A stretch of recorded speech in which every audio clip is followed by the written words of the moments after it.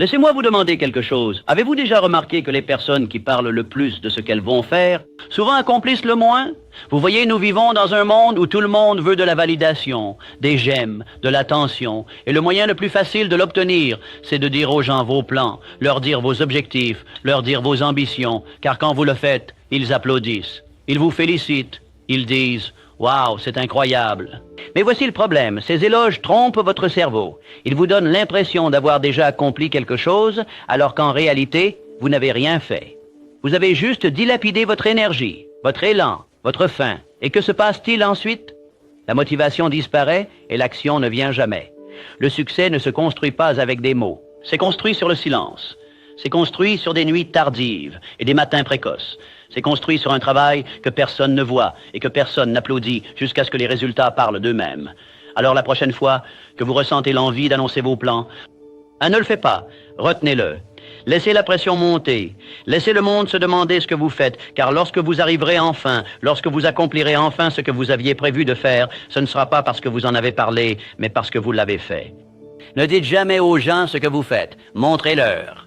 La première raison pour laquelle vous devriez garder vos plans pour vous-même, l'énergie. Votre énergie est une ressource limitée. Chaque fois que vous parlez de vos ambitions, vous libérez une partie de cette énergie dans le monde, et si vous en libérez trop, il ne reste rien pour alimenter vos actions.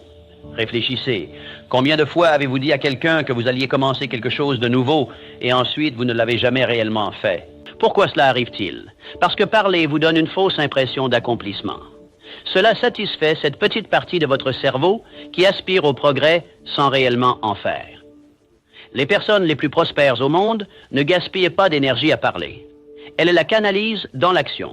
Ils travaillent dans l'ombre à peaufiner leur art, à affiner leurs compétences et aller de l'avant. Ils laissent les résultats parler d'eux-mêmes. Donc, la prochaine fois que vous ressentez l'envie de raconter votre grand projet à quelqu'un, arrêtez-vous. Gardez cette énergie. Utilisez-la là où elle compte dans le travail. La deuxième raison, les gens ne comprendront pas. Ils ne verront pas votre vision comme vous le faites, et si vous les laissez entrer trop tôt, ils projetteront sur vous leurs propres doutes, peurs et insécurités. Tu leur dis que tu veux démarrer une entreprise, ils te diront que c'est risqué.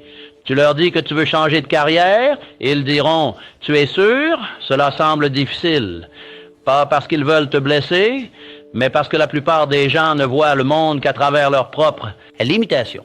Ils ne peuvent pas imaginer faire ce que vous vous apprêtez à faire. Alors ils supposent que vous ne pouvez pas non plus. Et si vous n'y prenez pas garde, vous commencerez à les croire. Leurs doutes planteront des graines dans votre esprit, et lentement, ces graines grandiront en hésitation, en peur et en remise en question.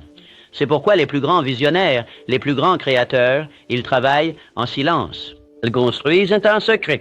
Ils protègent leurs rêves comme un trésor inestimable parce qu'ils savent que les opinions extérieures ont le pouvoir de les tuer avant même qu'ils ne commencent. La troisième raison, momentum. Le succès repose sur de petites actions cohérentes, de minuscules victoires qui s'accumulent au fil du temps. Mais dès que vous commencez à parler de ce que vous allez faire, vous perturbez cet élan. C'est comme ouvrir le four avant que le gâteau ne soit cuit. Cela laisse échapper toute la chaleur et au lieu d'un chef-d'œuvre, vous vous retrouvez avec quelque chose de mi-cuit. L'élan est précieux. C'est la force qui vous fait avancer, même lorsque les choses deviennent difficiles. Et chaque fois que vous annoncez vos projets, chaque fois que vous cherchez une validation avant que le travail ne soit terminé, vous laissez échapper cet élan. Au lieu de parler, exécutez. Au lieu de chercher validation, construisez. Parce que lorsque les résultats parleront enfin d'eux-mêmes, ils seront indéniables et le meilleur, vous n'aurez rien à expliquer. Alors, que faites-vous à la place? Vous gardez la tête baissée, vous travaillez en silence, vous laissez le monde se poser des questions et quand le moment vient, quand vous avez fourni l'effort, quand vous avez créé quelque chose de réel, quand vous avez transformé votre vision en réalité, alors vous les laissez voir. Pas parce que vous le leur avez dit, pas parce que vous l'avez expliqué, mais parce que vous le leur avez montré. Et c'est la différence entre les rêveurs et les acteurs. Ne dites jamais aux gens ce que vous faites, faites-le tout simplement, car à la fin, ce ne sont pas les mots qui comptent, ce sont les résultats.